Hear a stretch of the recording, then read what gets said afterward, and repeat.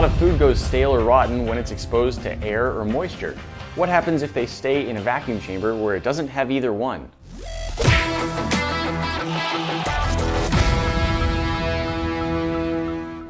YouTube user Grant Feltz asked if food would get stale in a vacuum chamber.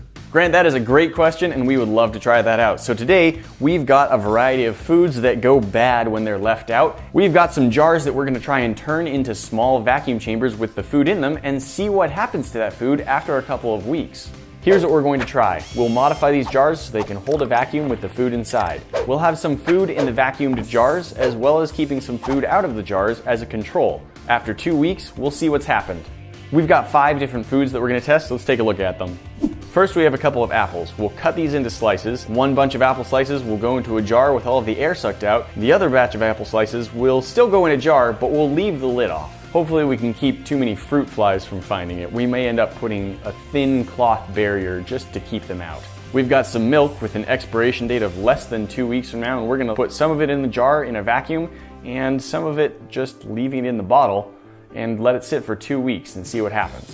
Graham crackers are something that I think get very noticeably stale pretty quickly. If they're fresh, they break fairly easily, they're pretty crumbly, and they have a nice dry crunch to them. Normally, if you leave them out, they get really soft, almost mushy. You can't even really snap them, they almost bend. So we're gonna try some graham crackers in a jar and some graham crackers just sitting on a plate. Potato chips, famous for coming in bags full of air, will also go stale if you leave them out. Now, a lot of potato chip bags actually come full of nitrogen rather than normal air, and that's because the nitrogen doesn't react as much with the chips inside. And we're gonna give a comparison between storing chips with nothing, not even nitrogen, and just leaving the bag open. These aren't stale yet. Delicious. Lay's, that will be $1 million. Lay's. Lay's. And finally, we have some white bread. Bread, if you leave it out, usually just gets really, really dry, at least in this climate. We're gonna see if the same thing happens in a vacuum chamber. We've got all our food laid out, so it's time to start making our vacuum jars. And we've done something similar to this before. We took some glass soda bottles, drilled a small hole in the cap, and had a piece of rubber that sat over that hole. We put the whole thing inside our larger vacuum chamber, and the air is able to get sucked out of the jar. When we put pressure back in, that rubber seal gets pressed up against the hole, keeping it nice and closed. So that's what we're gonna try doing. We've got some of these larger jars so we can fit a good amount of food in it. We'll see how it works.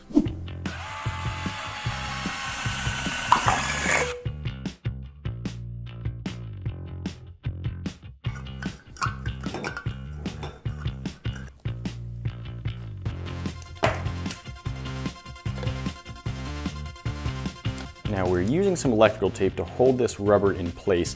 We're not trying to hold it down, we just want it to not go anywhere. So I'm not stretching the tape tight, I'm not pressing it down over the whole thing. We still want air to be able to escape out past this rubber and then have it get kind of sucked down on once there's low pressure in the jar. Let's give this a test.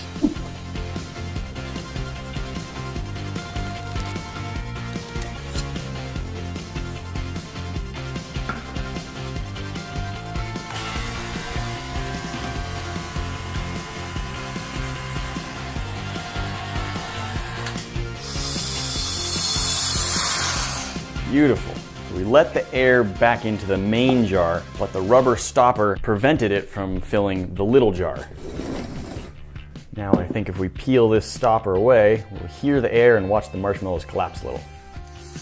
Or a lot. Yeah, I'd say that's working pretty well. Wonderful. All right, we can fit whole graham crackers into this jar, so I'm just gonna throw a couple in there.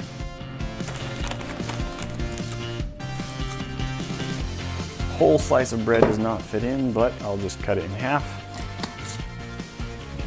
And I think it'll be the best test is I'm just gonna put half of it into the jar and leave half of it in the other bottle. That way there is some air in the bottle. Get good side by side.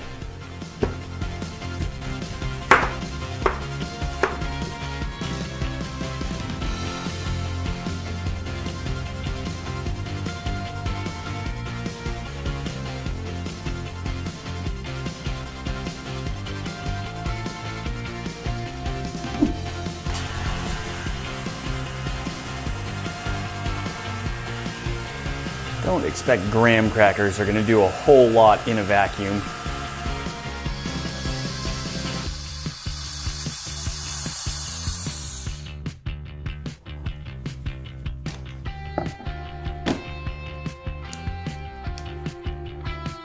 That already has moisture in it. The sides of that have started fogging up, and I'm pretty sure that is moisture leaving the bread.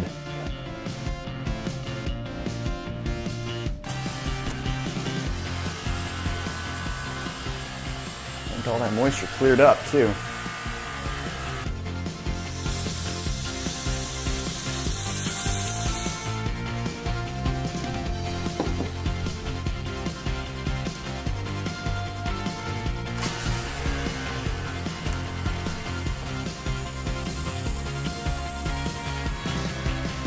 Ooh, it is boiling.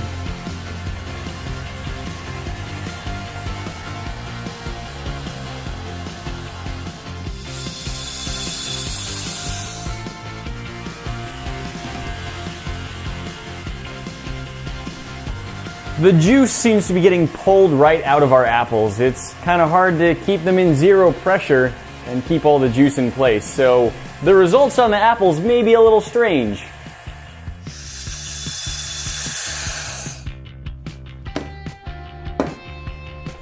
I think in the spirit of making everything as equal as possible, trying to eliminate variables, we'll just store the non-vacuum versions in jars, but with the lids off. Why was it pressurized? Why are they all pressurized? With the apples, I am going to put a piece of paper towel over the top, maybe even try poking some holes in it. I want there to be good air exchange, but I also don't want to fill the house with fruit flies. Now we're going to set these aside for 2 weeks and see what has changed.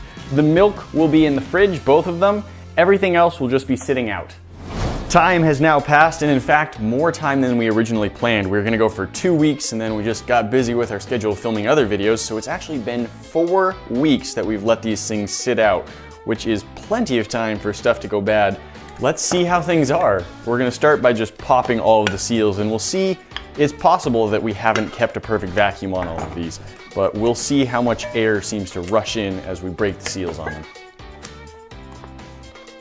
Side-by-side test. Graham cracker sitting open in a jar for about a month. Does have a little bit of snap left to it, not much. And it definitely tastes like an old graham cracker. That's quite stale. I didn't really think of graham crackers as something that started tasting bad, but that was really not pleasant. Much more crumbly as it snaps, much crisper. And a lot more crunchy. You can actually hear that when I squish it. It makes like crunching sounds, and this one just kind of mushes. This one snaps apart into crumbs. So graham crackers worked really well. Now the bread, I already know I'm not gonna want to do taste tests because there's mold on both of them. However, the mold on the open one, very minor. There's just a little bit growing around the edges. The biggest difference, of course, is that this is basically croutons. The bread in our vacuum chamber. While moldy and not really fit for consumption, is still completely squishy, like there has been no loss of any of the moisture. I'm not gonna eat it because of that. I'm also not gonna eat this one, and that's not because of the mold so much as it is because this is no longer bread fit for human consumption. And this smells bad. That's going back in the jar. Potato chips sitting open in a jar. They're so stale. Vacuum chamber chips. Tastes like you just opened the bag. I don't know if I can really show. The breakage is different with a stale chip. I mean, they both break, but that one is softer and tastes bad. That one is much crispier and tastes delicious. Apples, right away you can see that things have transpired with the apples. The ones in this container have obviously lost a lot of moisture. There is some mold forming. The peels have become all shriveled. The apple in general has just become shriveled. It's dehydrated a fair amount, and there is some mold growing on all parts of it. Obviously not something that we're gonna eat. Our vacuum chamber apples don't look like they've really lost much moisture. Maybe a little bit. We saw some of it even getting sucked out of the apple when we put it in the vacuum in the first place. The other biggest difference is that these have a lot more mold on them, and I think that's probably because they still have all of their moisture. The dried out apples don't get as moldy. The apples that just sit cut open but have a lot of moisture in them, mold central. Now we have milk. This jar has been sitting open in the refrigerator. You can see that the level of the milk has dropped. It's dehydrated that much. Whereas this one, I don't think that's changed. It's in the same spot that it was before. There's like lines on the walls, but that's from when I carried it to the fridge and it just swirls a little bit. So first test. That doesn't smell nearly as much as I thought it would. This is well expired milk at this point, and a lot of the time when milk goes bad, it smells terrible. You can smell it easily and from a distance, but this really doesn't have a smell. Unfortunately, I am not brave enough to try drinking that. You can see a little bit of stuff has formed on the surface. I don't know how to describe it better than that. I think that's probably some kind of mold. Maybe that's just the formation of the milk solids, how it happened to form up. All right. So this actually has more smell, and it doesn't smell rotten, it just smells like milk. I'm gonna try mixing this up a little bit. All right, try and be brave here.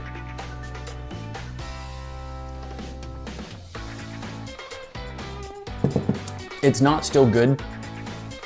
Like, it has a little bit of that buttermilk taste. If you've ever tasted buttermilk, it's maybe getting just a little bit sour.